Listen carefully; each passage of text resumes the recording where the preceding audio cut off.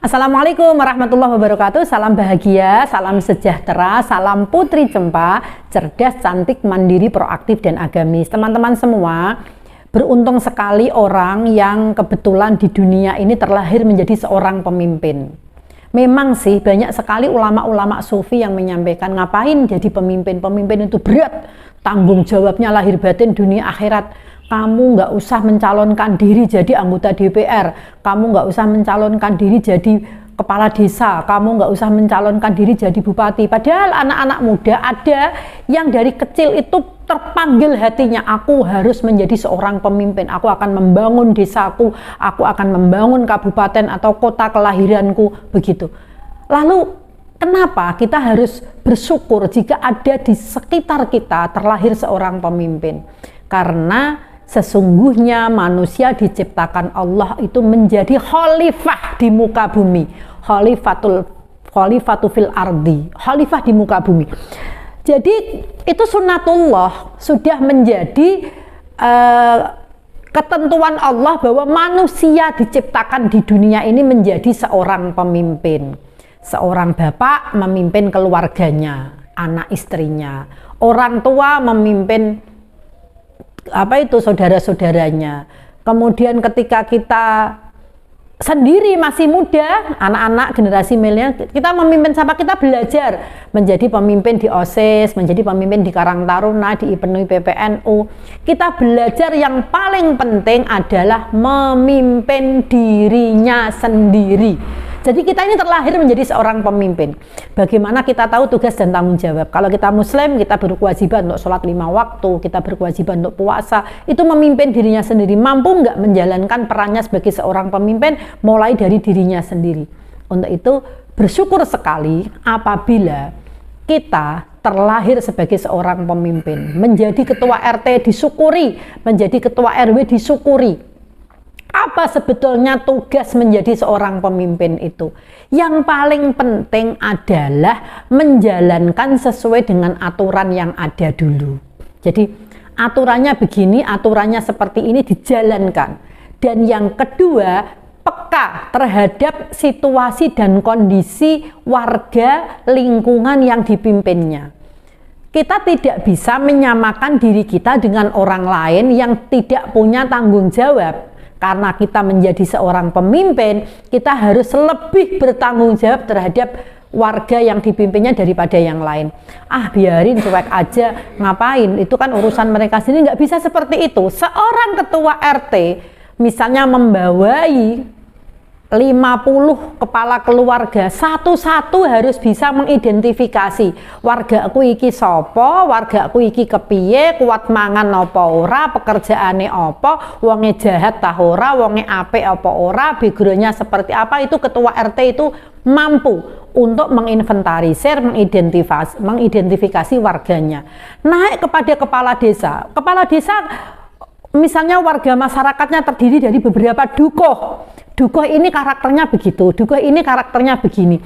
Dukuh ini kalau dengan dukuh ini kalau ketemu bisa berseteru tukaran, itu kepala desa tahu, sehingga akan menghindari persoalan-persoalan sosial kemasyarakatan dan akan mengambil kebijakan yang tepat dan strategis supaya tidak ada konflik di dalam internal warganya. Ini seorang pemimpin. Jadi di samping mereka seorang pemimpin itu tahu tentang tugas tanggung jawabnya sesuai dengan aturan, dia juga harus peka dan peduli terhadap lingkungan sekitarnya.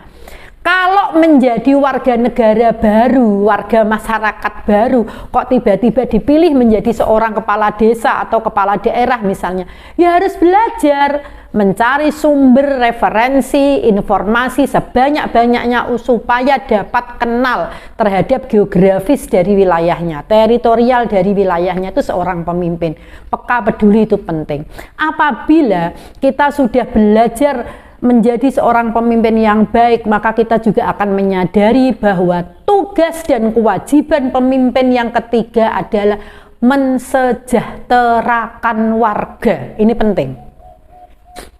Makanya siapa sih di antara Rasulullah 124.000 Rasul dan Nabi yang kemudian menjadi seorang Rasul itu 25 Rasul, siapa yang paling kaya? Nggak ada. Yang paling kaya pun Nabi Sulaiman. Itu pun Nabi Sulaiman mohon maaf ya, kekayaannya diberikan kepada seluruh alam semesta. Jadi tidak untuk memperkaya diri sendiri.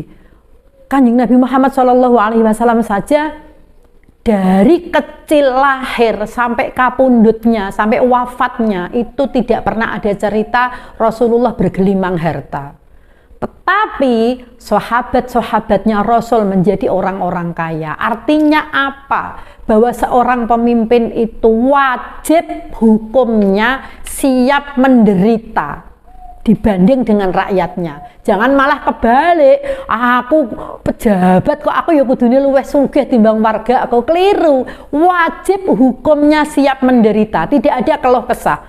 Oke, seorang pemimpin, aku jadi bupati wis sugih kok kawit mbiyen. Oke, nggak apa-apa. Aku jadi gubernur sudah kaya sejak lahir, nggak apa-apa. Tapi penderitaan itu bukan hanya sekedar karena harta, teman-teman. Waktu, tugas, pikiran, kemudian tanggung jawab. Seorang pemimpin itu wajib hukumnya siap menderita, bukan siap tengok-tengok, tapi siap kangelan, siap perkosa untuk mensejahterakan warganya, mensejahterakan rakyatnya. Ini tugas yang paling berat yang ketiga seorang pemimpin ini. Jadi di samping dia peka, peduli, kemudian tahu cara mengkoordinir konflik di masyarakat, dia kemudian mampu membaca aturan yang ada supaya tidak ada pemimpin tiba-tiba seret kena KPK, seret kena kasus hukum. Itu kan karena mengabaikan aturan, kemudian menjalankan hal-hal yang tidak ada dalam aturan sehingga kena kasus hukum. Akhirnya yang kasihan siapa? Keluarganya. Dia malu, keluarganya beban, anak istrinya beban, suaminya beban, orang tuanya beban. Na'udzubillah min dzalik. Hati-hati, pelajari aturan, peka pada dan peduli persoalan sosial kemasyarakatan. Dan yang ketiga adalah mau berkeinginan kuat, niat dan tekad untuk mensejahterakan warganya. Dan ini difasilitasi penuh oleh pemerintahan yang sudah berjalan.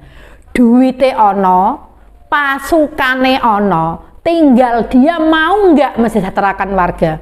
Wah, aku kepengen warga aku iki do sejahtera tapi duitnya ra ono. Nggak mungkin, negara Indonesia kaya raya kok. Seorang pemimpin harus tahu cari sumber pendapatan. Contoh saja misalnya di desa. Di desa ini harus paham tentang potensi desanya. Kepala desa kalau nyagerke lelangan desa, nyagerke DAD, DAK, dana alokasi desanya saja mungkin tidak bisa kemudian langsung mencukupi kesejahteraan warganya. Tapi kalau peka, peduli, kemudian tahu potensi desanya digarap secara maksimal, itu sangat bisa untuk digunakan alat, sarana, prasarana untuk mensejahterakan warganya. Tugas pemimpin. Yang keempat, yang tidak kalah beratnya tugas pemimpin, itu gelem tirakat kanggo rakyate. Jadi apapun agamamu, apapun kepercayaanmu, kalau seorang pemimpin yang memimpin sebuah kawasan, mbah bupati, mbah wali kota, mbah gubernur, mbah presiden, mbah kepala desa, siapapun, mbah ketua RT, iku kudu gelem tirakat. Kalau habis beribadah sholat, wargane didongakno. Kalau kemudian ada musibah, kemudian kayak kemarin ada COVID-19 misalnya, tidak pernah turu. Wabeh selalu bagaimana iki warga kudu sehat dong, anu iki carane kepiye kudu ditolong, ora malah berkesempatan mumpung Covid, anggarannya pirang-pirang tak korupsine, naudzubillah min dzalik. Jangan begitu. Justru berpikir bagaimana warganya itu sehat, jangan sampai ada korban Covid-19. Bahkan kalau orang-orang tua dulu, saya pernah dapat cerita dari seorang kepala desa ketika ono pagebluk, ono penyakit, ono musibah, ono banjir, ono tanah longsor, aku ora bakal turu no omah. Aku akan keliling ke warga-wargaku memastikan mereka baik-baik saja. Itu seorang pemimpin. Jadi tirakat untuk warganya, baik lahiriah maupun batiniahnya, itu bekerja penuh untuk warganya. Itu seorang pemimpin. Nah terus rakyat tugasnya nopo? Rakyat tugasnya apa sih rakyat itu? Rakyat itu tugasnya singkat, simple, tapi juga tidak ringan. Rakyat tugasnya itu satu, memilih pemimpin yang baik. Rakyat itu. Yang kedua, mengawal, mengingatkan pemimpin supaya selalu baik.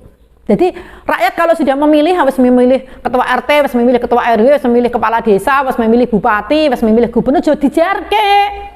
Memilih pemimpin yang baik, mengawal, mendampingi, mengusulkan supaya pemimpinnya selalu baik, itu tugasnya rakyat. Aja dibohke, sepenting aku untuk duit, sepenting aku dirumati, kono-kono ape ora amanah ya ora apa-apa, petinggi ape kepiye-kepiye terserah, sepenting aku untuk duit, kepala daerah, bupati ape lapo-lapo gak apa-apa, sepenting aku untuk duit. Itu bukan rakyat, itu pecundang namanya. Jangan hanya mengharapkan kepentingan untuk diri sendiri. Ingat, mereka membawa amanah untuk seluruh masyarakat. Kita tidak boleh kemudian meminta kebijakan yang merugikan orang lain. Itu tidak boleh. Harusnya kita mengawal bahwa pemimpin yang kita pilih itu selamanya menjadi baik sampai purna tugasnya. Itu tugasnya rakyat. Dan yang ketiga, tugas seorang rakyat adalah selalu berbaik sangka. Jadi jangan sampai nuwun sewu, mohon maaf, banyak sekali orang yang mengkritik pemimpinnya, presidennya, bupati, gubernur sampai tidak punya etika. Na'udzubillah min dzalik. Apalagi sekarang era media sosial, ngomongi sak kudune, ngaran-ngarani sak karepe. Ingat, itu semua ada pertanggungjawabannya. Sampaikan kritik sesuai dengan apa yang menjadi kapasitas kita. Kalau kita kritik DPR, sampaikan, kan boleh audiensi dengan DPR. Sampaikan kepada gubernur, boleh kita ketemu langsung, Pak, saya mau matur, Pak, penting ini, Pak, demi kepemimpinan jenengan, Pak, pasti boleh. Sekarang ini era media sosial, nggak ada bupati, wali kota, gubernur, jaim, itu nggak ada. Semuanya open kepada rakyatnya. Kita boleh mengkritik, kita boleh menyampaikan pendapat. DPR juga gitu, ada ruang pertemuan yang boleh audiensi. Jadi nggak usahlah kemudian langsung ngomong semua elek tanpa tahu kronologinya hanya karena kita boleh berkomentar teman-teman netizen misalnya. Jangan, karena semua itu ada pertanggungjawabannya. Rakyat berbaik sangka terhadap pemimpinnya. Dan yang keempat juga ada tirakatnya. Ingat, mari mulai saat ini, sekarang ini, setiap saat kita ingat, kita doakan pemimpin kita. Ya Allah Gusti, mudah-mudahan ketua RT ku amanah. Ya Allah Gusti, bimbinglah ketua RW ku. Ya Allah Gusti, bimbinglah perangkat-perangkat di desaku supaya menjalankan tugasnya dengan baik. Ya Allah Gusti, bimbinglah kepala desaku supaya masyarakat di desa saya sejahtera. Ya Allah Gusti, bimbinglah bupati, wali kotaku supaya mengamankan anggaran dengan sebaik-baiknya, tidak dimubadirkan dengan kegiatan-kegiatan yang tidak bermanfaat, supaya semua rakyatnya sejahtera. Ya Allah Gusti, ampunilah gubernurku, bimbinglah gubernurku supaya mensejahterakan warganya semuanya, semua kegiatan pembangunan dapat berjalan dengan baik dan beliau amanah. Ya Allah Gusti, lindungilah presidenku supaya Indonesia semakin sejahtera, maju dan jaya di seluruh dunia. Itu seharusnya. Jadi ada tugas pemimpin, ada tugas rakyat, jalankan secara proporsional, jalankan dengan ketulusan dan keikhlasan. Insya Allah Indonesia akan semakin maju dan baldatun thayyibatun wa rabbun ghafur. Salam bahagia, salam sejahtera, salam putri Cempa, cerdas, cantik, mandiri, proaktif, dan agamis.